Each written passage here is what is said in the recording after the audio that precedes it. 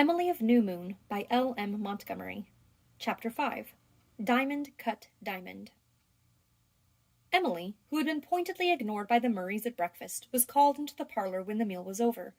They were all there, the whole phalanx of them, and it occurred to Emily as she looked at Uncle Wallace, sitting in the spring sunshine, that she had not just found the exact word after all to express his peculiar quality of grimness. Aunt Elizabeth stood unsmilingly by the table with slips of paper in her hand. "Emily," she said, "last night we could not decide who should take you.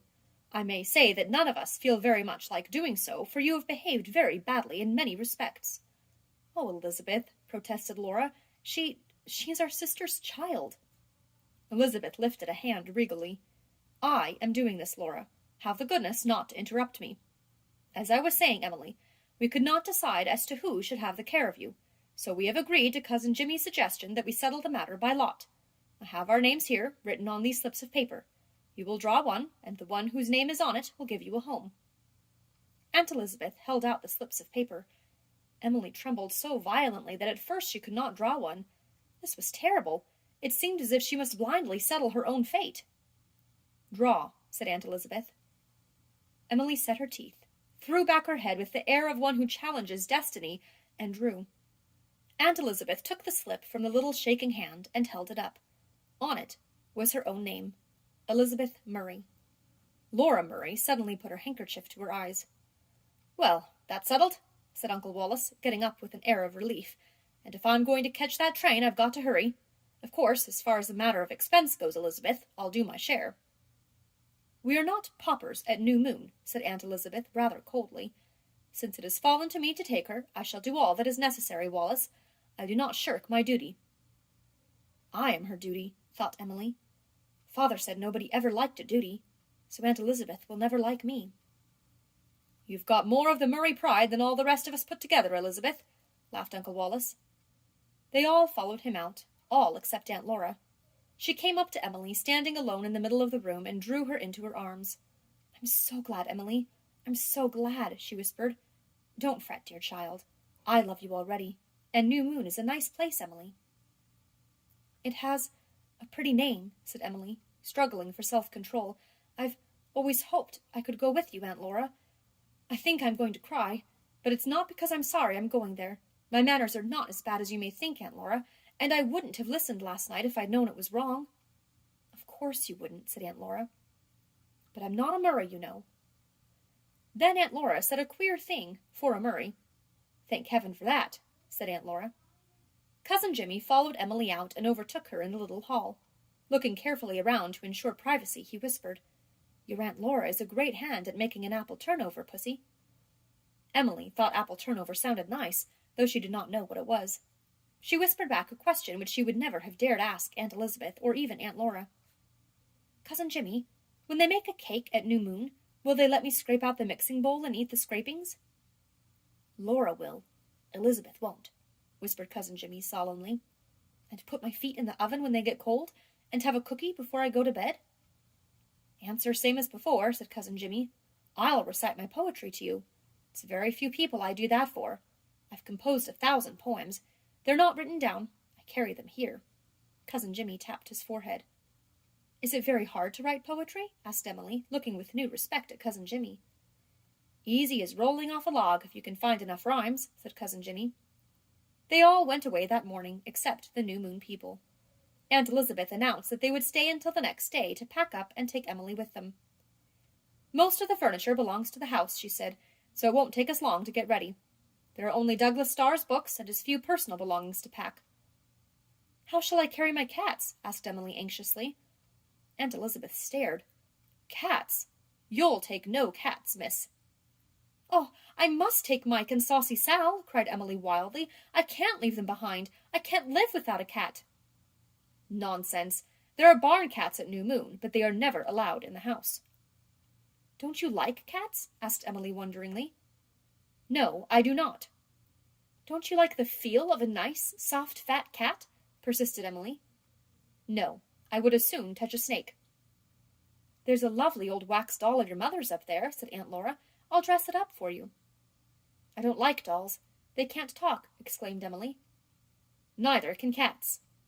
Oh, can't they? Mike and Saucy Sal can. Oh, I must take them. Oh, please, Aunt Elizabeth. I love those cats, and they're the only things left in the world that love me. Please. What's a cat more or less on 200 acres? Said Cousin Jimmy, pulling his forked beard. Take him along, Elizabeth. Aunt Elizabeth considered for a moment. She couldn't understand why anybody should want a cat. Aunt Elizabeth was one of those people who never do understand anything unless it is told them in plain language and hammered into their heads, and then they understand it only with their brains and not with their hearts. You may take one of your cats, she said at last, with the air of a person making a great concession. One, and no more. No, don't argue. You may as well learn first as last, Emily, that when I say a thing, I mean it. That's enough, Jimmy. Cousin Jimmy bit off something he had tried to say, stuck his hands in his pockets, and whistled at the ceiling. When she won't, Murray-like. We're all born with that kink in us, small pussy, and you'll have to put up with it. More by token that you're full of it yourself, you know.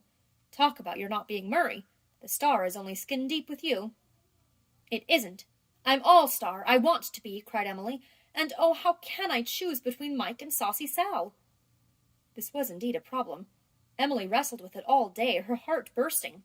She liked Mike best, there was no doubt of that. But she couldn't leave Saucy Sal to Ellen's tender mercies. Ellen had always hated Sal, but she rather liked Mike, and she would be good to him. Ellen was going back to her own little house in Maywood Village, and she wanted a cat. At last in the evening, Emily made her bitter decision. She would take Saucy Sal. Better take the Tom, said Cousin Jimmy. Not so much bother with kittens, you know, Emily. Jimmy, said Aunt Elizabeth sternly. Emily wondered over the sternness.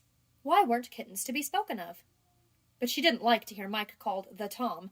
It sounded insulting some way. And she didn't like the bustle and commotion of packing up. She longed for the old quiet and the sweet, remembered talks with her father.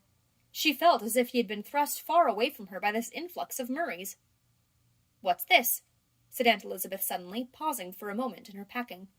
Emily looked up and saw with dismay that Aunt Elizabeth had in her hands the old account book, that she was opening it, that she was reading in it. Emily sprang across the floor and snatched the book. You mustn't read that, Aunt Elizabeth, she cried indignantly. That's mine, my own private property.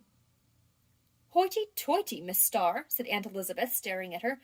Let me tell you that I have a right to read your books. I am responsible for you now. I am not going to have anything hidden or underhanded, understand that.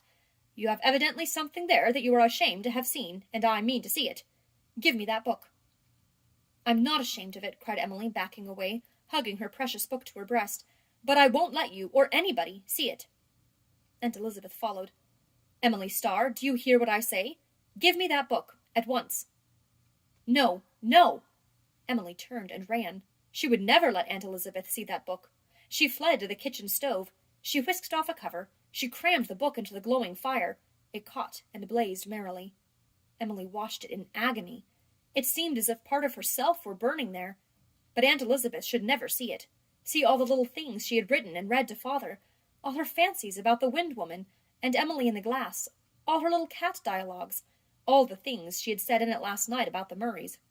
She watched the leaves shrivel and shudder as if they were sentient things, and then turn black. A line of white writing came out vividly on one. Aunt Elizabeth is very cold and haughty. What if Aunt Elizabeth had seen that? What if she were seeing it now? Emily glanced apprehensively over her shoulder.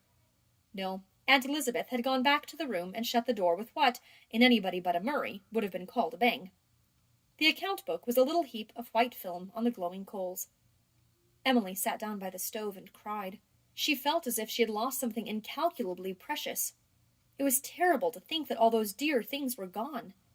She could never write them again. Not just the same. And if she could, she wouldn't dare. She would never dare to write anything again if Aunt Elizabeth must see everything. Father never insisted on seeing them. She liked to read them to him, but if she hadn't wanted to, he would never have made her. Suddenly, Emily, with tears glistening on her cheeks, wrote a line in an imaginary account book. Aunt Elizabeth is cold and haughty, and she is not fair. Next morning, while Cousin Jimmy was tying the boxes at the back of the double-seated buggy, and Aunt Elizabeth was giving Ellen her final instructions, Emily said goodbye to everything. To the rooster pine and Adam and Eve. They'll miss me so when I'm gone. There won't be anyone here to love them, she said wistfully. To the spider crack in the kitchen window, to the old wing chair. to the bed of striped grass, to the silver birch ladies. Then she went upstairs to the window of her own old room. That little window had always seemed to Emily to open on a world of wonder. In the burned account book there had been one piece of which she was especially proud, a description of the view from my window. She had sat there and dreamed. At night she used to kneel there and say her little prayers. Sometimes the stars shone through it. Sometimes the rain beat against it. Sometimes the little gray birds and swallows visited it. Sometimes airy fragrances floated in from apple and lilac blossom. Sometimes the wind-woman laughed and sighed and sang and whistled round it. Emily had heard her there in the dark nights and in wild white winter storms. She did not say good-bye to the wind-woman, for she knew the wind-woman would be at new moon too, but she said good-bye to the little window and the green hill she had loved, and to her fairy-haunted barrens, and to little Emily in the glass. There might be another Emily in the glass at new moon, but she wouldn't be the same one. And she unpinned from the wall and stowed away in her pocket the picture of the ball dress she had cut from a fashion sheet. It was such a wonderful dress, all white lace and wreaths of rosebuds, with a long, long train of lace flounces that must reach clear across a room. Emily had pictured herself 1,000 times wearing that dress, sweeping a queen of beauty across a ballroom floor. Downstairs they were waiting for her. Emily said good-bye to Ellen Green rather indifferently. She had never liked Ellen Green at any time, and since the night Ellen had told her father was going to die, she had hated and feared her. Ellen amazed Emily by bursting into tears and hugging her, begging her not to forget her, asking her to write to her, calling her my blessed child. "I am not your blessed child," said Emily, "but I will write to you. And will you be very good to Mike?" "I believe you feel worse over leaving that cat than you do over leaving me," sniffed Ellen. "Why, of course I do," said Emily, amazed that there could be any question about it. It took all her resolution not to cry when she bade farewell to Mike, who was curled up on the sun-warm grass at the back door. "Maybe I'll see you again sometime," she whispered as she hugged him. "I'm sure good pussy-cats go to heaven." Then they were off in the double-seated buggy with its fringed canopy, always affected by the Murrays of New Moon. Emily had never driven in anything so splendid before. She had never had many drives. Once or twice her father had borrowed Mr. Hubbard's old buckboard and grey pony and driven to Charlottetown. The buckboard was rattly and the pony slow, but father had talked to her all the way and made the road a wonder. Cousin Jimmy and Aunt Elizabeth sat in front, the latter very imposing in black lace bonnet and mantle. Aunt Laura and Emily occupied the seat behind, with Saucy Sal between them in a basket, shrieking piteously. Emily glanced back as they drove up the grassy lane, and thought the little old brown house in the hollow had a broken-hearted look.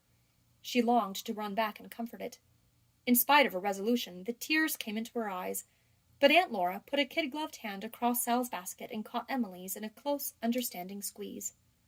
"Oh, I just love you, Aunt Laura," whispered Emily. And Aunt Laura's eyes were very, very blue, and deep and kind.